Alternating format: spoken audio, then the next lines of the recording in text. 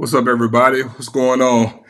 Thank you guys for tuning in to your first official episode one, season one of Zone Podcast with your boy Zoe Phillips.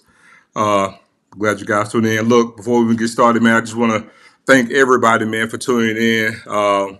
We actually reached over 1,000 subscriptions over the weekend. And again, I couldn't have done any of this without you guys. So thank all of you for getting me here, man. Like I said, I couldn't get here without you, and this show will be a testament to all the supporters who actually come and check us out. So again, thanks for getting us here over 1,000 subs, man. And y'all are officially the day ones over here at Zone Coverage Podcast. And look, going good show today, man. We're gonna get started. We're gonna got a few things we're gonna get into a little coaching hires, get into a little bit of recruiting, as well as getting to the weekend slate of basketball games and all the HBCU D1 and D2 conferences. So look, as of today, which is Monday, January 6th, over at Alabama A&M. They actually introduced Sam Shade today with his official press conference, and I must say, kudos to the folks over there in Huntsville, man. It was a great layout. They had a good decent turnout, but the presentation was lovely, and again, they introduced Sam Shade to the masses today as the new head coach over at Alabama A&M. And look, I got to tell you, amongst all the other chatter that we've gotten about all the other HBCU coaches with regards to Michael Vick, Deshaun Jackson, which they kind of went off the beaten path, to get those particular guys. Sam Shade, Alabama A&M pretty much with the traditional route, but a good solid hire nonetheless. You're talking about a guy with a great resume from a pedigree from the state of Alabama, played at the University of Alabama, and he got it out the mud, started and just had a slow trajectory, coming up through Sanford, making his way over to Miles, winning a playoff game, and then segueing from that and parlaying that, I should say, to the head coaching job over at Alabama A&M. And I must say, I think it's a good hire. The cupboard is not bare. Coach Maynard, actually has some talent on that roster. They got an old lineman that's coming out that's probably going to get drafted. I would probably say a possible day 2 draft pick, but definitely we're estimating a day 3 or day 4 draft pick for Alabama A&M. So that's going to be a good pickup. And again, they have some other guys, so they should actually do pretty well. But nonetheless, like I said, first day on the job, and I think it comes at a good time. You got signing day, which we're going to get into that too. The parameters of what we are with regards to recruiting day, because I want to help get some of you guys up to speed with everything that goes on with recruiting. We just came out of a dead period, and signing day is next month. I'm unsure of the actual day, but we got signing day coming up, and I'm going to actually go over some things. I got a calendar here that I'm going to go over with you guys here in a second. And today actually starts the very first day of the contact period. And we'll kind of get to all of that and what all that it entails. And also today, speaking of those coaching hires, Deshaun Jackson made his first appearance as head coach at Delaware State at the basketball game, I believe yesterday. They had a game yesterday or Saturday, but he had his first public appearance as head coach at Delaware State. And again, there's a great buzz about him being the head coach at Delaware State. A lot of eyes are going to be on that program. The MEAC has definitely made some headway with these hires. And later on, I'm actually bring somebody on. Got some guests coming on Wednesday, possibly, that we're going to actually get into all of the hires, give them some grades, and just kind of go from there. And look, guys, as we go on, like I said, we're kind of bare bones tonight, but as we go on, we're going to, like I said, take the stairs with this. So just bear with me. And as you'll see, I promise you, anybody who knows me know we're going to have a great product here. Great quality product, great graphics, great video, great interviews, a lot of behind the scenes stuff. So unlike any other thing that you'll see in the HBCU space and FCS landscape. So we're going to get into all things: football, basketball, track and field, baseball, softball, the whole gambit. So, but I wanted to get into that. And look, while you guys are here, do me a favor, being this the first official show, so I can actually keep this even for my own time capsule, man. Everybody that's in the comments or who's watching this, and even after the taping, when you go back in the replay game, man, in the comments or in the chat, man, everybody state where you're from, and what school you represent. Because I'm actually going to keep this as a little time capsule for myself, if y'all could, so fairly well. And let me go here. I can actually pull up some of this comments too. I got Uncle Steve. What's going on? And yes, Steve, I will give you a I will give you a wrench. And look at Mika here. Yeah, baby, you know you're gonna get you a wrench too. Southbound, what's going on?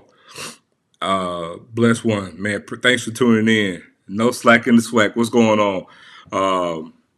Definitely watch that platform. Look at Mama Flo. Look at Florian Jordan. Hey, Mama Flo. Granny Ann, what's going on? Tuck, what's going on? Reese, thanks for tuning in. Swacking the Food. SG, Mr. Big Bad Brave. We're going to get to that game in just a minute, too. Fabulous 50. Oh, North from Callaway. What's going on? North Side. Most definitely. Big Hurt, Seneca. Man, it's my classmate. What's going on, Big Hurt? Oh, Tuck. Hey, man, Tuck, look, SU welcome here, too. Everybody welcome here. Big Bill. Another one of my classmates. Oh, yes, indeed. Darryl Smith, thanks for tuning in. Charles, thanks for tuning in. But and yeah, so we'll actually get to some recruiting, man. Look, as y'all know, man, look, JSU alum, all things Jack State, but a great HBCU space. But we're gonna get into some of the recruiting, over the weekend, but also even last week. I'd be remiss if I didn't mention the big pickup that Jackson State got. Your 2024 Celebration Bowl champions, as well as SWAC champions, HBCU national champions, picked up a huge commitment from Nathan Rimbert. Great pickup for this Jackson State team, who, by the way, we're talking about when we look at next season to the 2025 edition of the Jackson State Tigers. One of the few teams in the SWAC who's returning their starting quarterback, as well as losing a great bit of firepower with Irv Mulligan, but you still bring in a host of stable of running backs with freshman All-American Travis Terrell, but also you're going to retain. You're looking at Ahmad Miller. You're looking at Zeke Johnson coming back. Excuse me. Amari Matthews coming back. You still have Nate Blunt, who was redshirted. And then you look at what we did from a receiver position. You still have, believe it or not, after Nate Rimbert, the best returning statistically receiver by way of catches and yards, believe it or not, is Isaiah Spencer. It's Isaiah Spencer, believe it or not. Then you have SWAC TO, Jonas Fortillion, backing up the way, who actually returns after scoring 12 touchdowns last season. But believe it or not, Isaiah Spencer had more catches and more yards, but only had 4 touchdowns. Fortillion had 12. So you bring back that. Now you add Nathan Rimbert to that in the slot. Guy caught 70 balls, over 1,000 yards, and he too had 4 touchdowns, as well as Jackson State still have Dupree coming back as well. So, man, you're talking about an array of firepower to an already loaded wide receiver room, but yet depleted as of last season wide receiver room. So to have that particular firepower, that's a huge pickup for Jackson State. And also, when you think of adding that type of player, to kind of get an idea or a feel of what they're going to look like. Do they stay the same, or do they change up some of their philosophy with what they want to do from an offensive standpoint? Knowing that you're going to lose Irv Mulligan and you're bringing Jacobian back for his senior season, you pick up a weapon like Nathan Rimbert, you're going to have to utilize it. So that's one pickup. And even today, Jackson State got a commitment from Tyree Bridges, a DB from Coahoma Community College. Great solid pickup. A nickel corner comes in at basically right at 6 feet tall, 190 pounds, and solid pickup. We lose some DBs, and you're talking about adding some more DBs to that room. And again, Jackson State has some guys that they're losing some guys. You lose a Kendrick Wiggins, and then you have some young guys step up over the course of the end of the season. Now you're going to add some quality depth to that. So again, you're talking about on that defense who play lights out in that Celebration Bowl, and you're talking about retaining Jeremiah Williams and some of the guys that you lose, and you bring back both of those linebackers. So really, really, really, really good pickup for those guys. And actually want to get into what we have here as well with 1 second here because I want to pull this up for you guys. 1 second here. We look at I wanted to make sure I had the name right here. Just give me 1 second, you guys.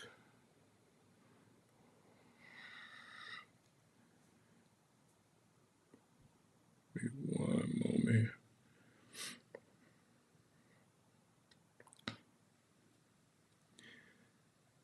All right, here we go, man. And so also we talk about, apologize for that, we're talking about Norfolk State, who actually had picked up a huge quarterback commitment from Earl Woods, who actually was the state of Alabama Gatorade Player of the Year quarterback, who was at Jacksonville State.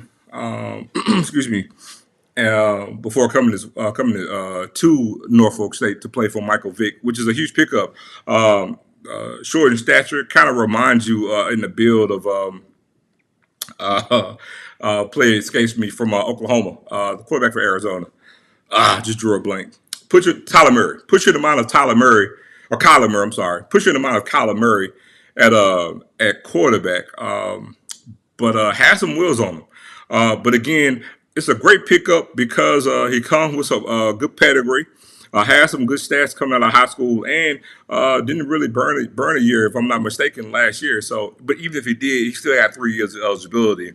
And again, the thing that we don't know, we assume that Michael Vick automatically is going to have a dual threat quarterback. The thing that's yet to remain is what they're going to run on offense. But again, still good clay for what we have. I think it's going to be a damn good pickup for him. And they've been doing some great recruiting. He's picked up several O linemen and D linemen so far. Deshaun Jackson is picking up some explosive players as well. So, I mean, hey man, the tide could possibly be turning over in the MEAC. It's been quiet on the home front when you talk about North Carolina Central and South Carolina State with regards to recruiting thus far. But a lot of hay will be made starting next month. And again, like I told you guys, we're going to get into the recruiting. I want to kind of go over some things because naturally I'm a recruiting guy. That's how I've been got in this space to begin with. And I think the average fan doesn't pretty much know how all of this works when we talk about, what can be done and what everything looks like and the time frame of everything. So today, as you guys know, is January 6th. So we had a dead period.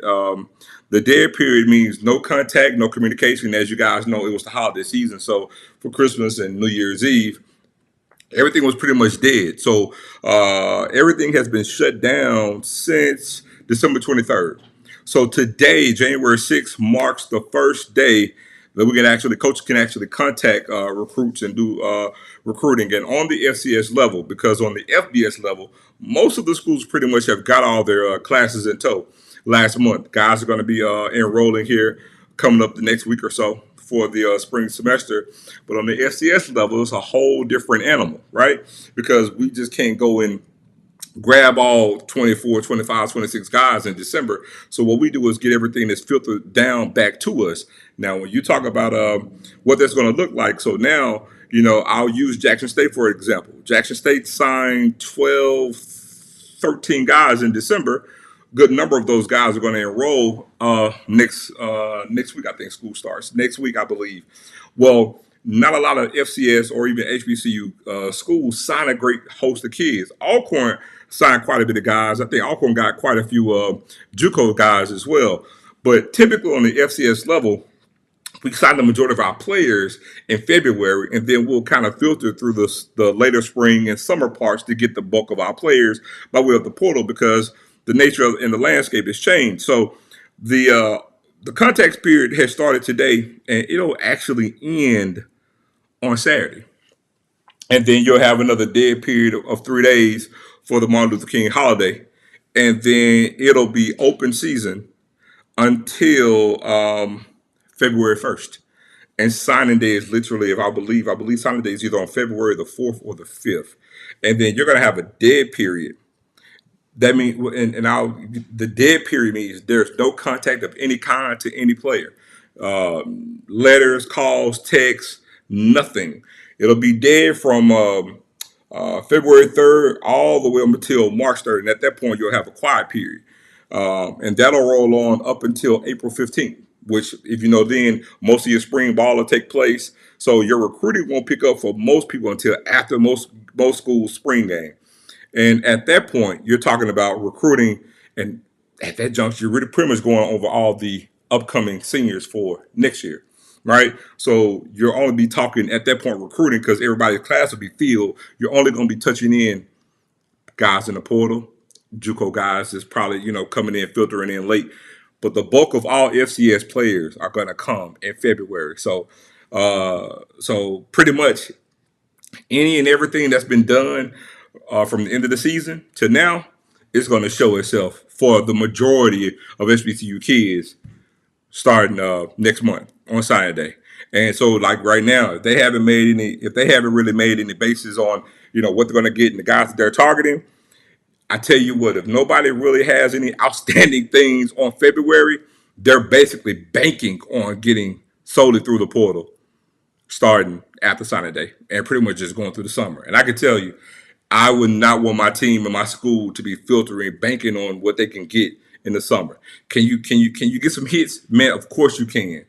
But you don't want to be in that. You don't be in that state because I'm telling you, the guys who are pretty much going to have a good season with regards to recruiting, they're really going to be on it. The first class in December, they only sign a handful of guys. They're going to really bank on what you're going to get next month. So, excuse me, I'll post the schedule up on the YouTube page here later. So if you guys aren't familiar, you can actually take a look at it yourself and you can actually see and be able to kind of go along with how they do the things in their recruiting, because it's not a thing where once school's in session, they can just recruit anytime all day long. No, there's rules and guidelines just like there is with practice. So, but again, it started over today, and you're going to actually have some schools probably having some recruits on campus this weekend, knowing that this will be the last weekend before the dead period. And so I can assure you, next weekend, which is the 18th, the 25th, every weekend, I don't care what school it is, they're going to have recruiting visits with regards to those particular schools. They're going to have some visits on this weekend because they're coming down the home stretch with recruiting. So, look, while we're even going, man, anybody got any questions for me, man, put the question in the chat. Any questions y'all got, man, put them in the chat and we can get started, because I'm going to get into the weekend slate of games, man. Like I just mentioned to G earlier, Jack State came in winless, and I believe Alcorn came in winless, and both Jack State men and women came out with a broomstick and swept the doubleheader and opened up the conference play at 1-0. And so I'm going to get into all the hosted games and scores and the upcoming games for this week for both men and women for SWAC, MEAC, SIAC, and CIAA. So, man, yeah, man, any questions y'all got, man, put them in the chat. And, yeah, man, look, I'm not going to have y'all long, man. We're going to go live here for 30 minutes, man. We're going to get up in and out of here. Just wanted to show my face, man, get this thing started. And like I said, man, y'all just bear with me. We're going to get this thing onward and upward. What's going on, Jesse? Southbound, yes. Braxton Barney is still with Jackson State. Yes, he is.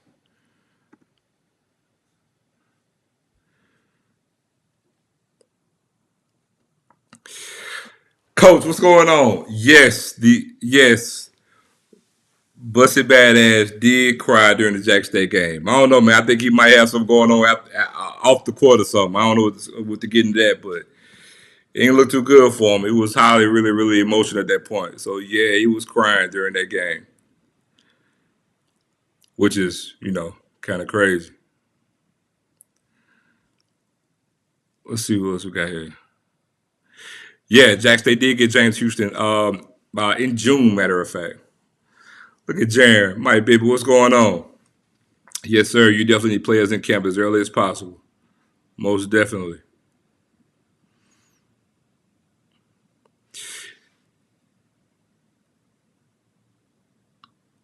Victor, appreciate you. I think Coach Quinn gonna be out of Jack State. G said it was his allergies. Yeah, it was a bad onion. He got a hold to G. A bad onion. Yeah, it was. Yeah, Dr. Love, I'm gonna get in that in just a second, man. Alabama A&M, it looked really, really formidable. But I got to tell you, the SWAC is going to be really, really good in conference play this year on both sides for men and for women. It's going to be a topsy turvy season for the SWAC this year. It really, really is. What position do you think is the greatest area of need next year for who? Jackson State or which school, Jay?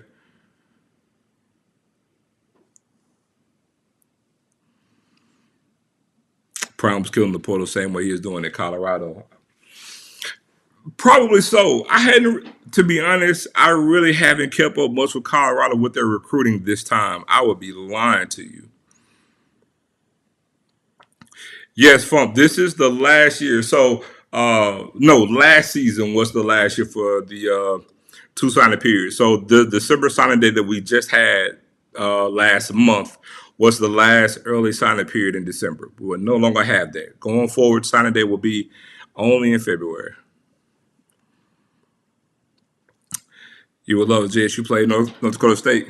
I won't mind us playing them too, but I would only play them if they came to the vet first. They have a history of scheduling home and home and having the game at home and then canceling the return trip. So I would actually like to have a home and home with them, but with them coming to the vet first. If they did that, then I would definitely be on there. Is Bryson Moss still at JSU? I don't believe so. What kind of kick game we have next year? We'll have a great kicking game. Jackson State kicking game will be fine next year.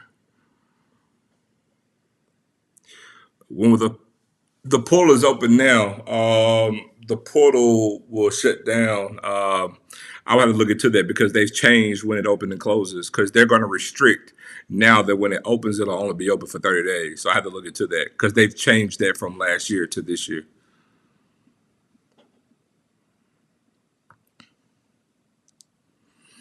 Is it true the JUCOs are pitching to kids come there instead of HBUs because of the new rule?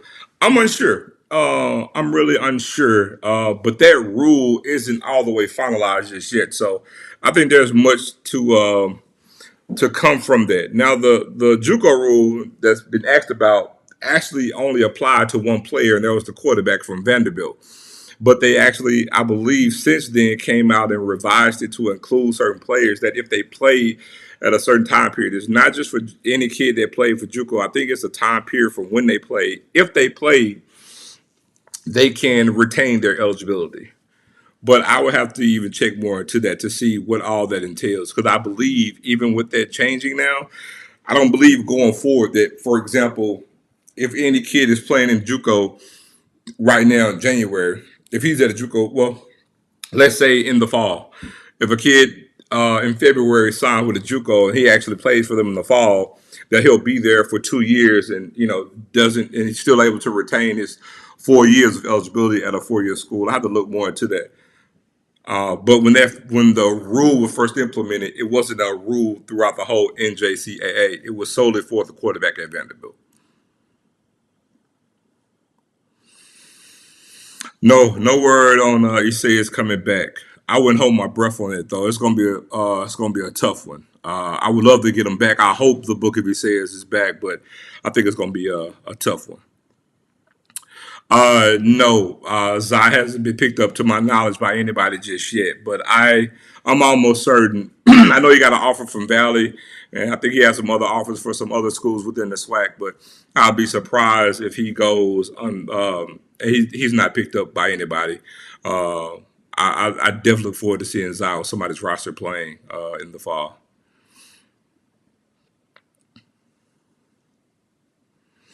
In basketball, who does Jackson State have that can guard the big center in Alabama A&M? I mean, Jackson State has Shannon Grant that could guard him. But again, we're talking about fouls to give. So, but with Jackson State, we have a good center freshman from Ridgeland, 6'10". Not that great on the offensive end just yet, but is a damn good defensive player. Now this is a great question we'll get into. So now we want to talk about the 5 year eligibility rule. Now this is a game changer, another one, and I've mentioned before in the past about if you guys are familiar with the NCAA, typically on any given academic or athletic year, NCAA pretty much makes about two rule changes a year. Seriously, about two, if that, and they've made about 15 just in the calendar year of 2024.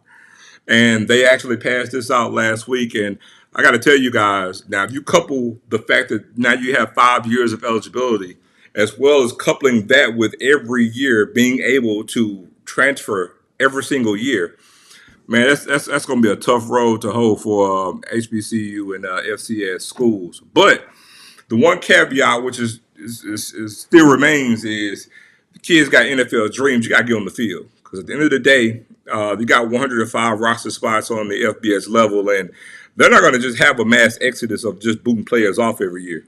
Now, granted, will there be players getting booted off who probably not meeting the expectations since they really won't be walk-ins anymore? I definitely, I foresee it. I really, really do. But I don't think it's going to be this thing where you're going to have, like the NFL, where you're going to have free agency to the point where they're going to be getting rid of 30 to 40 guys every single year. I don't see it. I think this is a way for them to stockpile talent in a different way because they tried to go down this path once before back in 1996 with the roster load. Because back in the day, they used to have roster limits of about 125 guys, and they were just trying to stockpile talent. I think they're going to try to do that again, but in a different way. Being that only Power Four conferences could pay all of these kids, and Group of Five can't, FCS can't. The only thing that we could actually do is have, NIL and or collectives. And again, if you're a low resource institution, unless you just have, a handful of wealthy donors who just want to pay athletes, then good. But again, that's not going to set you up for long term success because even if you have a serious wealthy donor, that wealthy donor is not going to sit there and fund football for a payroll for a school for 5, 6, 7 years. That's just not sustainable. No one person is going to do that. And so that's why it's going to take a plethora of people. Now, if you have a nice handful of donors at a particular school that want to do it, or whatever case may be, or have some business interest, then that's something that you probably could sustain over a longer period of time. But I just don't see that happening. But that having that 5 years, man, that's tricky. The only school who were able to have athletes at their school for a long time was BYU because they would have guys that would leave on their Mormon mission. So it was known that they would have plenty of 26, 27-year-olds on their team. Now that's going to be the norm in college football. And knowing that you're going to have guys be able to transfer every year at that, only thing I would tell any young kid is, man, take advantage of it because now you literally can, for sure, go to school, get your bachelor's and your master's on scholarship. So, that's how I feel about that. But we really got to make some changes on the FCS landscape because where that gap was already Grand Canyon size, and now it's just growing by the day. Crook, what's up? You said that the Cornwall ever win the West. Then with sport and football, man, yeah, anything can happen. Anything can happen. Uh, let's see. What will the men and women's finish in basketball this year after seeing the first game? I'm gonna be honest, that's gonna be tricky. I think Jackson State. Well, I think Jackson State has the talent to win the conference. Now, will it happen? That remains to be seen. There's some good talent in the SWAC. Grambling has a good team. Prairie View has a good team. Texas Southern is Texas Southern, and Southern has a good squad as well. But Jackson State has a damn good roster.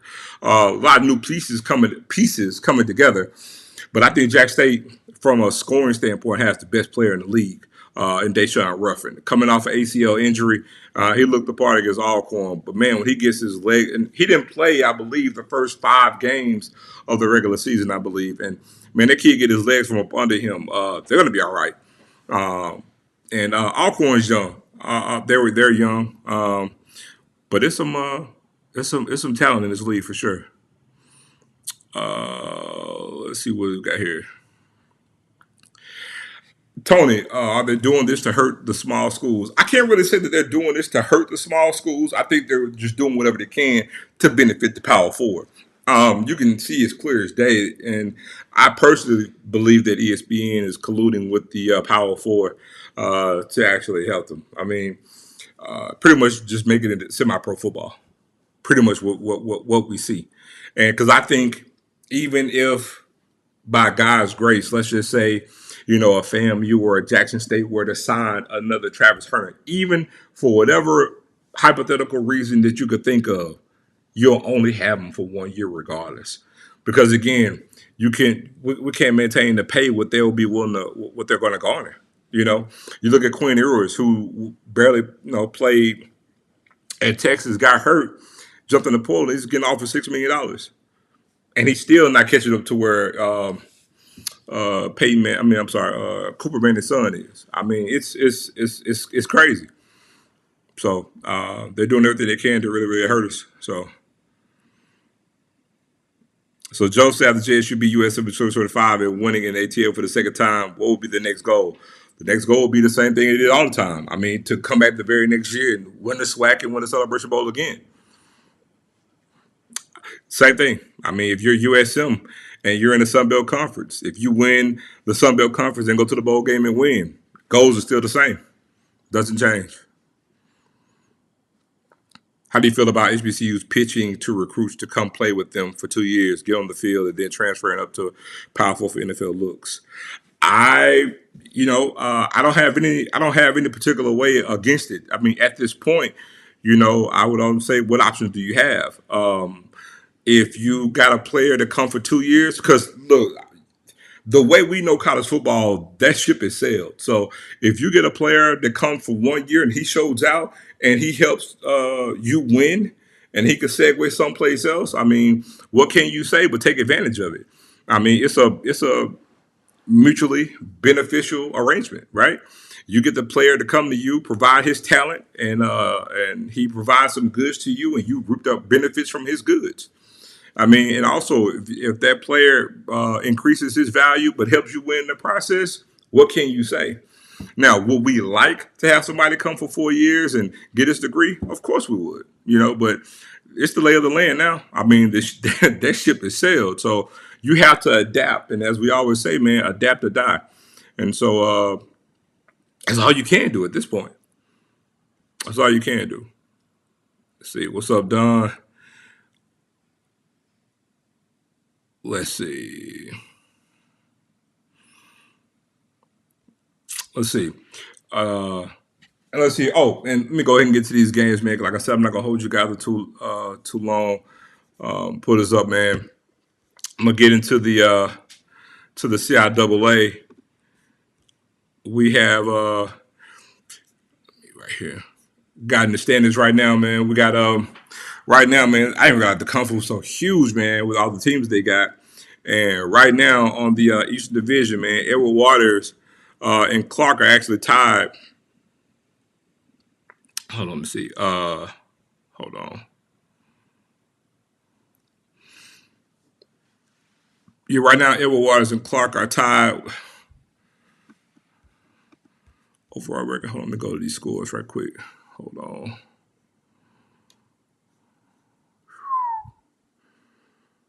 One second.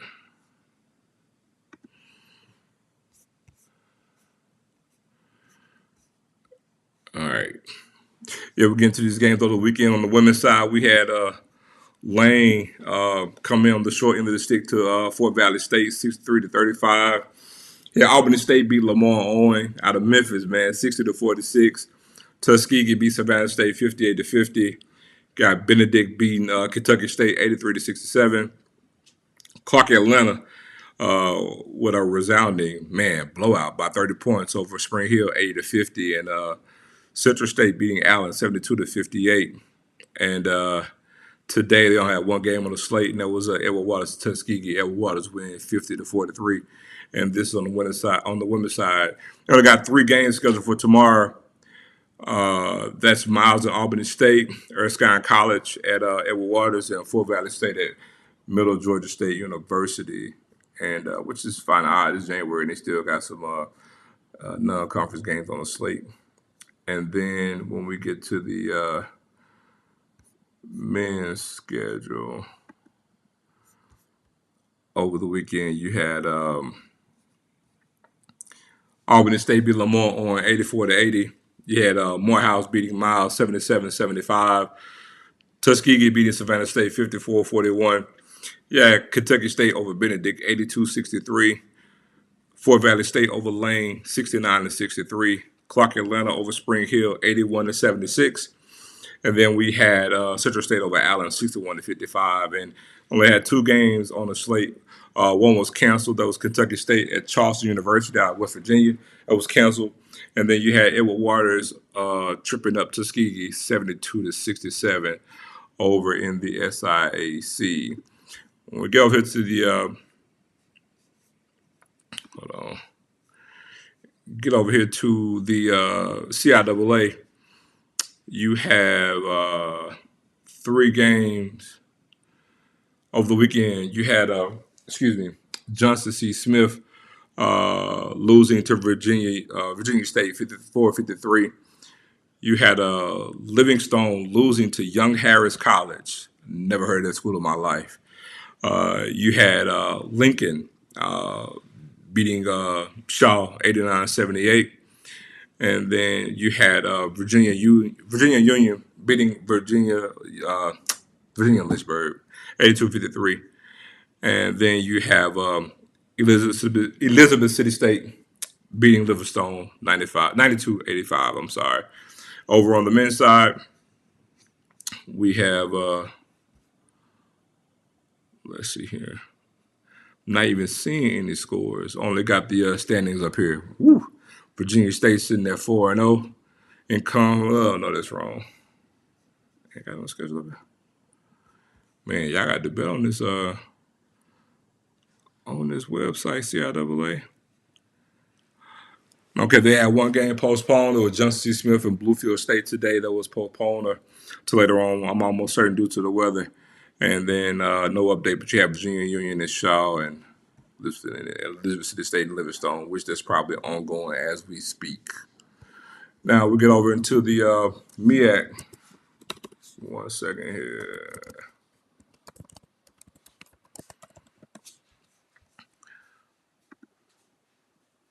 We sitting here looking at all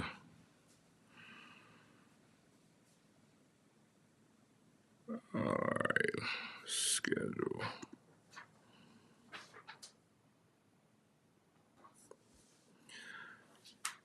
All right, let's see what we got here. Over the weekend, we had South Carolina State defeating Morgan State 86-72.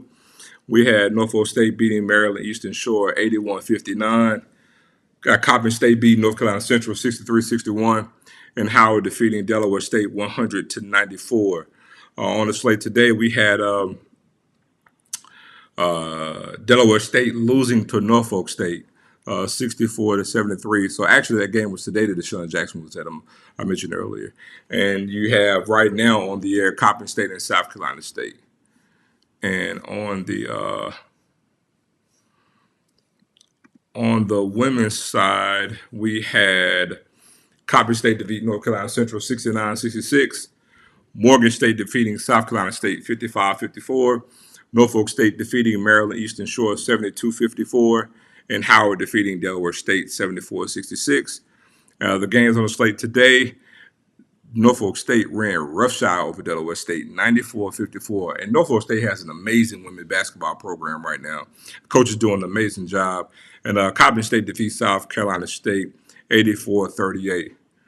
All right, we mosey on over to the SWAC side of things, which was a really, really, really interesting weekend over the weekend. 1 second here.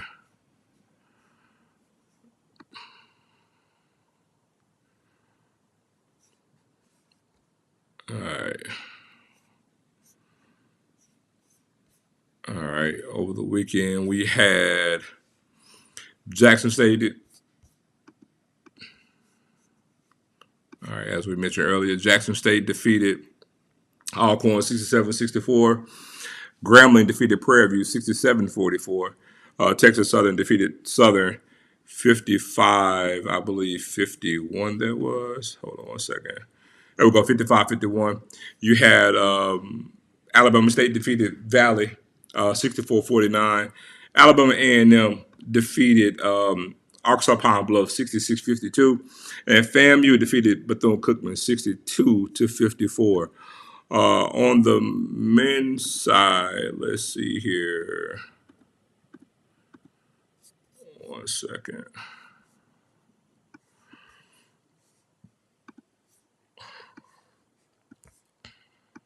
All right, we had Jack State defeated Alcorn, 72-69.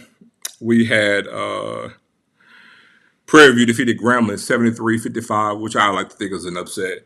We had Southern defeating Texas Southern 67-58. Alabama State defeated Valley 84-55.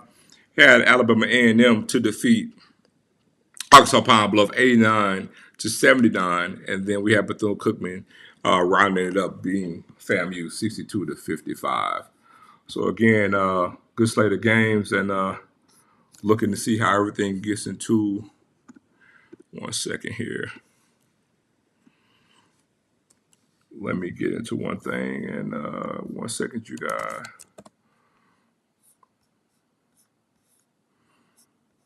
Let's see here.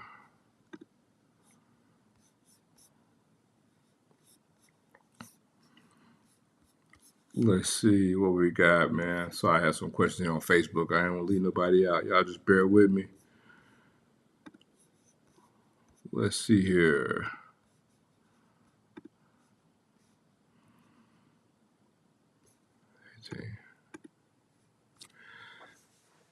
Let's see.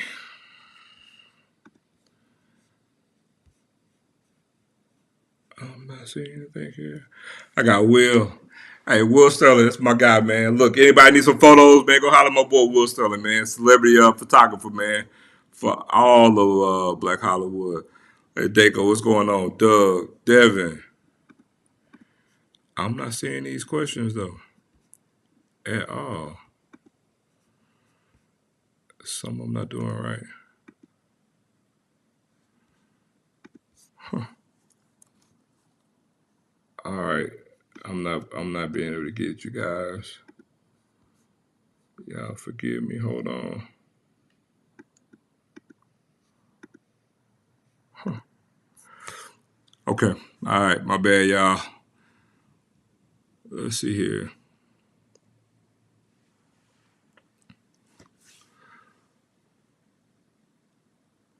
This thing is about to time out on me. All right, you guys. This thing about to time out on me. Look, I ain't want to end it this short, but like I said, y'all bear with me. I'm dealing with some whole new software that I ain't got down just yet, but we working on it. Gonna get better at it, man. Like I said, well, as time go on, we'll have some video intros.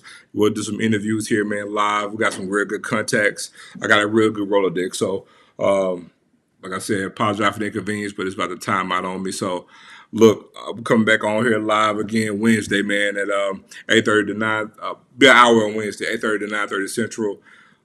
Apologize for the inconvenience, but look, thanks for tuning in. It's your boy Zoe Phillips, man. Thanks for coming in where you get covered on Zone Coverage Podcast, man. Thank y'all.